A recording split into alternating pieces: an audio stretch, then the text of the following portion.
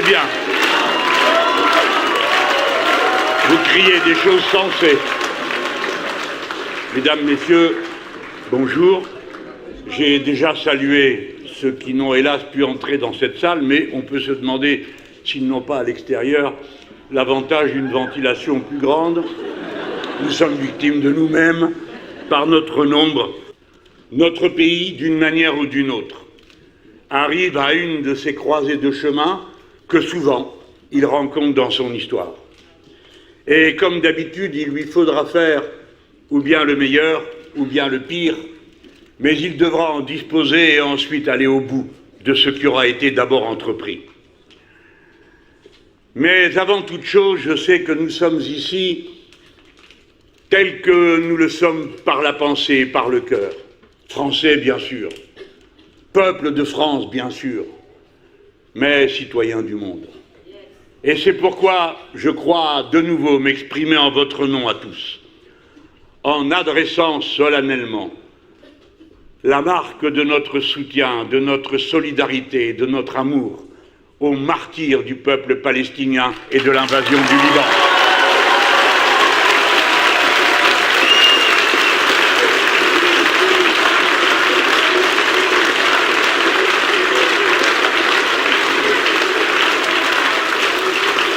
Ainsi, je ne sais si nos mots vont jusqu'à eux, mais je suis certain que la forme de cette solidarité les atteint. Et je sais qu'il y en a qui se demandent pourquoi, dans une élection présidentielle française, on parle de Gaza ou de l'invasion du Liban.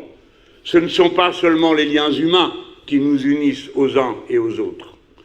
C'est aussi une certaine vision de l'organisation du monde et par là même de notre propre organisation.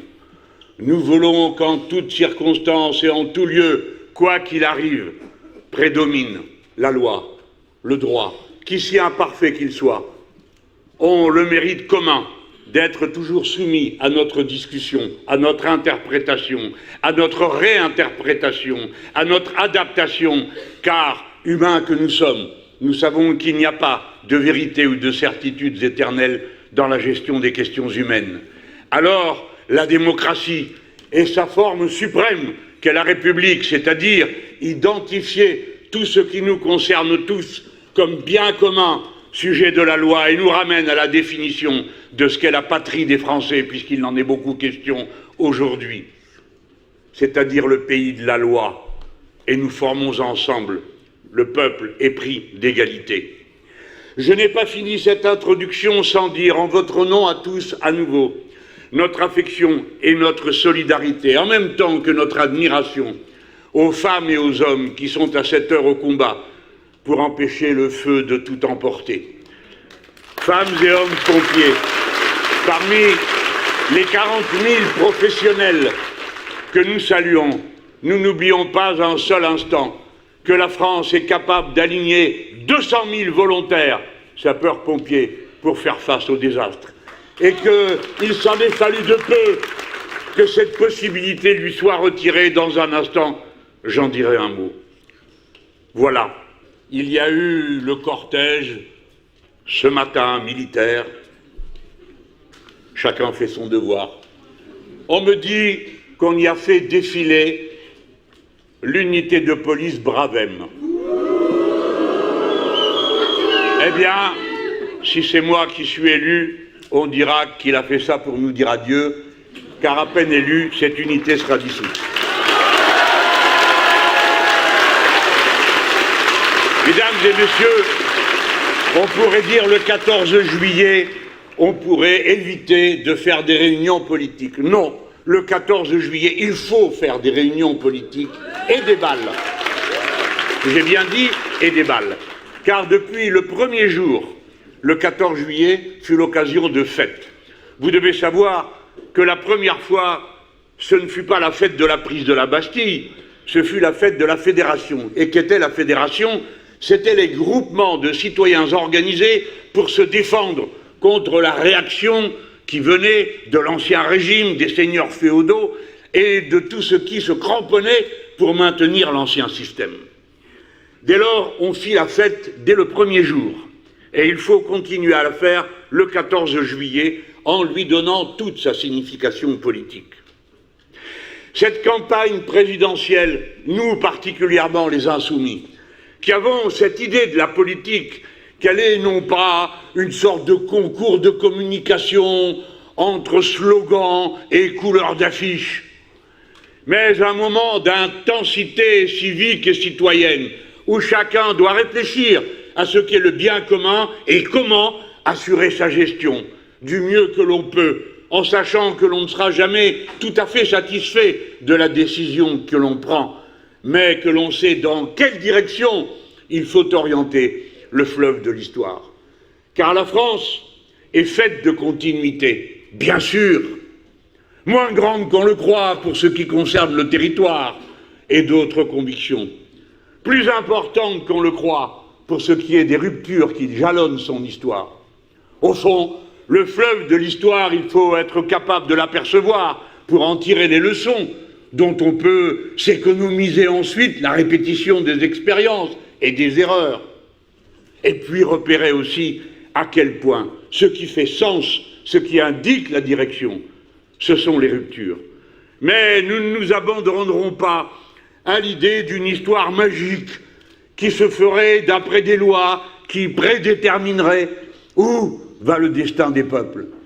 Il faut toujours qu'il y ait toujours une femme, un homme, des femmes qui s'avancent et qui les premiers résistent et disent non, parce qu'alors c'est eux sur lesquels tous les autres s'appuient pour aller plus loin de l'avant. J'ai voulu, avec mes camarades, oui, résistance, on va en parler, que notre campagne mette ses pas dans la grande histoire de France. Nous avons commencé devant la basilique Saint-Denis où s'inventa pour la première fois un statut politique pour notre pays, c'était celui de l'Ancien Régime, et devant la mairie où s'étaient succédés sans interruption depuis la Troisième République les municipalités les plus avancées idéologiquement dans la voie de la rupture avec l'ordre ancien, qu'il s'agisse des radicaux qui inventèrent l'impôt sur le revenu, des communistes qui proféraient et imaginaient un monde de souveraineté collective, et maintenant, Bali Bagayoko et les Insoumis, célébrant l'unité de la nation française, de son peuple. Nous l'avons fait en nous installant à cet endroit physique-là où coule 1000 ans d'histoire.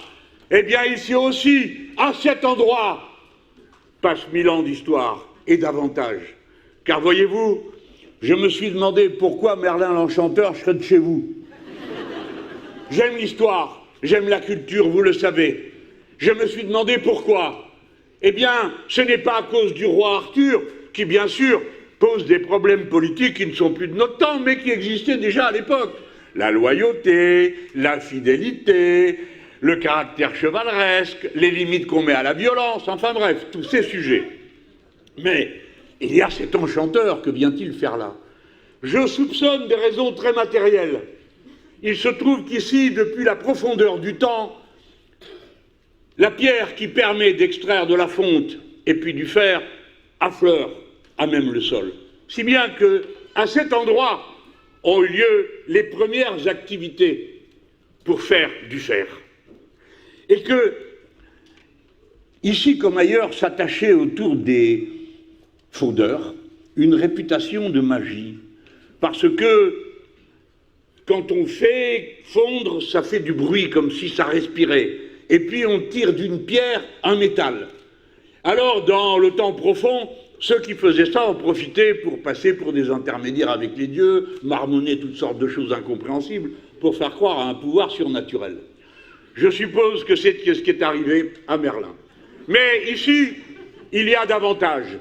Il y a dès 1653 une classe ouvrière, c'est-à-dire des gens que l'on a mis dans l'obligation d'aller travailler à la plus rude des tâches, la plus usante, celle qui vous détruit de cœur et de corps, tant et si bien qu'à intervalles réguliers ici, comme les hommes étaient morts ou n'étaient plus en état, ou bien parce qu'on les envoyait à la guerre et qu'ils n'en revenaient pas. L'histoire s'est écrite de main de femmes, et que leur nom a disparu ici, comme ailleurs. Je pense par exemple dans l'événement incroyable que fut la prise de la Bastille, dont vous ne savez peut-être pas qu'elle fut conduite par les ouvriers du quartier Saint-Antoine, mais menée par des femmes qui, à chacune des étapes de l'assaut, se mêlèrent du combat. Il faut avoir tout cela présent à l'esprit pour comprendre où nous sommes. Bien sûr ici à Paimpont, bien sûr sur les pas des premiers ouvriers que connut ce pays, bien sûr à la porte des premiers endroits où l'esprit humain accomplit par sa capacité d'invention et de recherche la magie de la fonte. Mais en Bretagne, et la nation tout entière, le peuple français tout entier, le peuple révolutionnaire de France, le peuple égalitaire de France a à l'égard de la Bretagne une dette pour toujours.